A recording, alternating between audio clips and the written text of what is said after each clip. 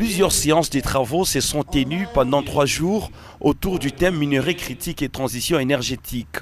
À l'hôtel Moon Palace de Kolwezi, lors de la deuxième journée qui a consisté à la formation des animateurs des entités territoriales décentralisées du Haut-Katanga et du Lualaba, dont l'Anzovu du Haut-Katanga a pris part.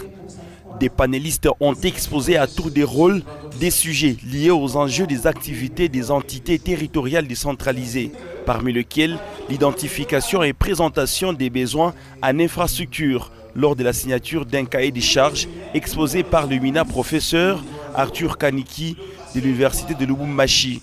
Quant aux animateurs du ZTD, il y a bien des difficultés rencontrées lors de la signature d'un cahier des charges.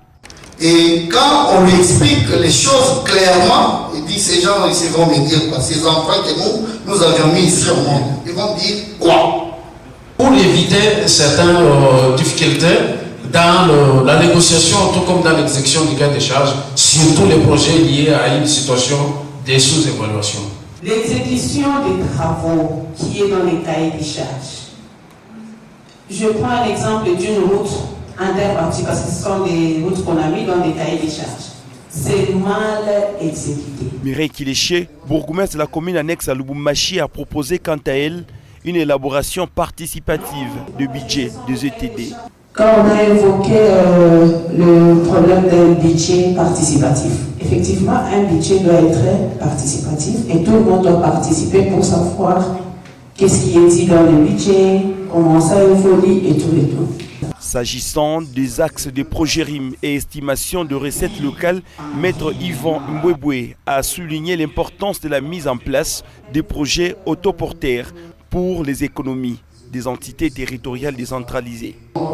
La planification, la négociation du cahier des charges, la notion d'identification des projets des infrastructures, c'est une bonne chose, mais attention, on l'a aussi entendu ce matin, c'est idéal, c'est stratégique de mettre en place des projets autoporteurs.